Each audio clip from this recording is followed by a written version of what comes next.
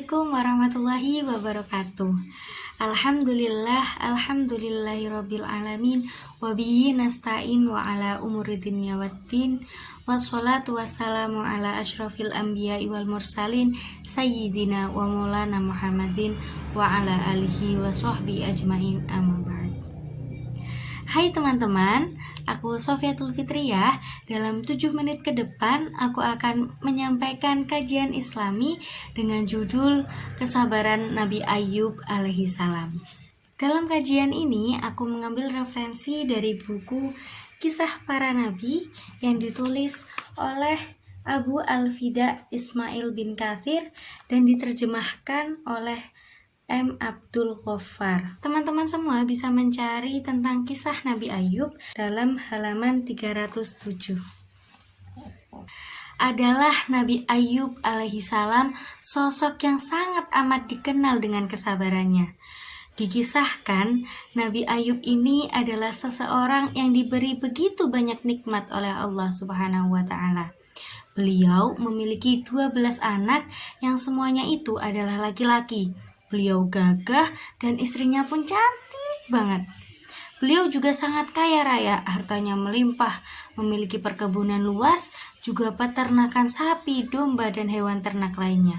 Seolah-olah hartanya ini tidak terhitung jumlahnya. Walaupun hartanya yang segunung, ini nggak membuat Nabi Ayyub menjadi orang yang sombong. Malahan nih, beliau sering sekali memberikan hartanya untuk orang-orang miskin dan kekurangan. Bukan hanya kepada manusia loh, bahkan hewan-hewan liar pun dipersilahkan mengambil hartanya. Burung-burung bebas mematuhi tanaman di perkebunannya. Sifat ini nih yang membuat Allah senantiasa selalu memberi dan menambah nikmat untuk Nabi Ayyub. Iblis yang melihat hal ini pun merasa sangat benci dan dengki dengan betapa baik hati dan banyaknya nikmat yang didapatkan Nabi Ayyub. Iblis pun gak tinggal diam, kemudian naik ke langit menemui Allah SWT. Disinilah kemudian iblis memohon kepada Allah, "Ya Allah, aku tahu kalau Ayyub amat bersyukur, bertakwa, dan rajin menyembahmu. Namun itu hal yang biasa karena Engkau telah memberi keleluasaan hidup dan kesehatan kepadanya. Jika sekiranya Engkau memberi kuasa hingga aku bisa mencabut semua nikmat itu, niscaya Ayyub tidak akan lagi bersyukur, bertakwa, dan menyembahmu," kata iblis. Allah pun mengabulkan permintaan iblis, mencabut nikmat Nabi Ayyub kecuali pada tubuh, jasad, hati, dan akalnya. Iblis pun bergegas menghancurkan semua harta kekayaan Ayyub, mematikan semua hewan ternak dan tanaman di kebunnya. Namun apa yang terjadi?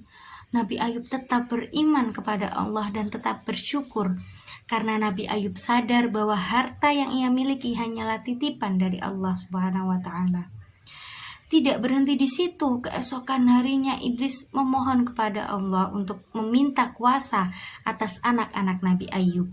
Allah pun mengabulkan permintaan iblis dan memberi kuasa atas anak-anak Nabi Ayyub, namun tidak dengan tubuh, jasad, hati, dan akalnya.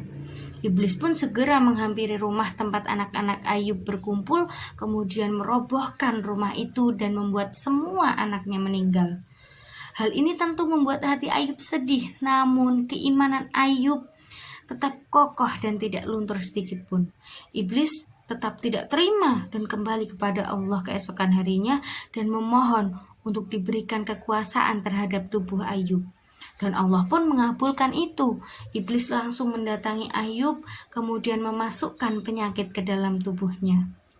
Penyakit yang diderita Nabi Ayyub benar-benar menyiksa. Penyakitnya tidak kunjung sembuh.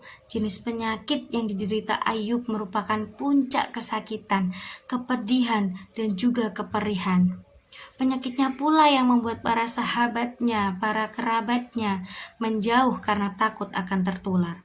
Semua orang menjauh kepadanya kecuali sang istri. Bahkan ia pun dikucilkan dan diusir dari kampungnya dan pindah ke tempat dekat pembuangan sampah.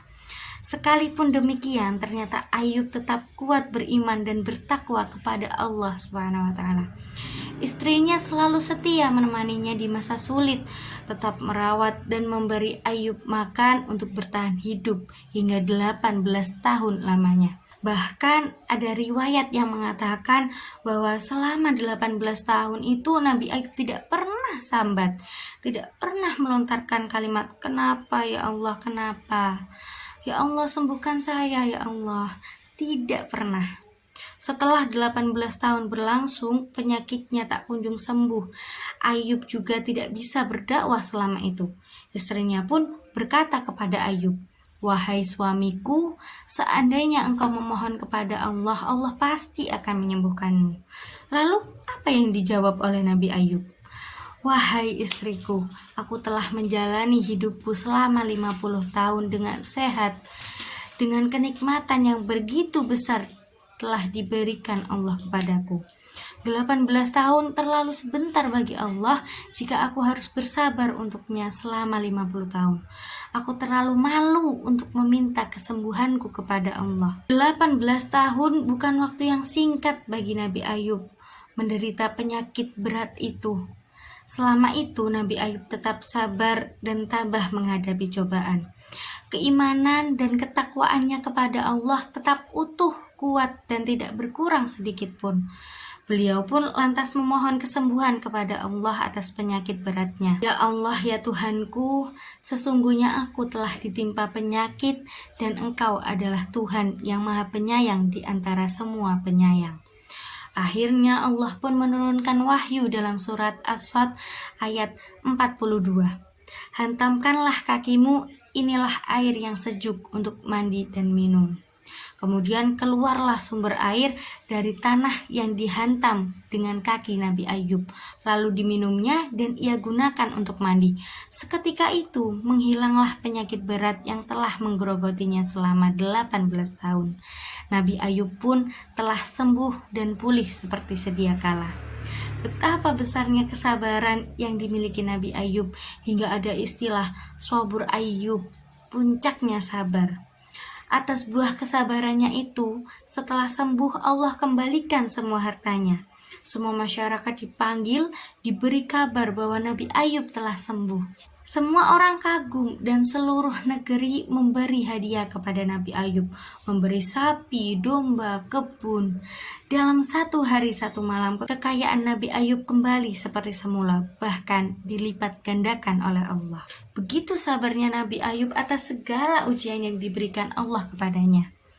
Kisah ini yang seharusnya membuat kita sadar betapa mudahnya kita untuk mengeluh atas ujian yang diberikan Allah kepada kita. Padahal nih ya, ujian yang diberikan Allah tidak sebesar ujian yang diberikan kepada Nabi Ayub.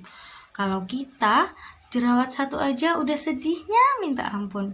Ya Allah, kok ada jerawat sih padahal udah cuci muka. Kisah Nabi Ayub inilah yang seharusnya kita jadikan pelajaran bahwa sebenarnya nikmat yang diberikan kepada kita tuh banyak banget. Hanya saja kita terkadang tidak menyadarinya. Untuk itu, ketika kita diberi ujian Allah, kita perlu mengingat juga nikmat-nikmat yang pernah diberikan Allah kepada kita. Sehingga hal itu bisa memberikan kita kekuatan untuk bertahan, bersabar, dan tetap bertakwa layaknya Nabi Ayub alaihissalam. Semoga kita semua bisa mencontoh kesabaran yang dilakukan Nabi Ayub. Sekian yang dapat saya sampaikan, kurang lebihnya saya mohon maaf. Wassalamualaikum warahmatullahi wabarakatuh.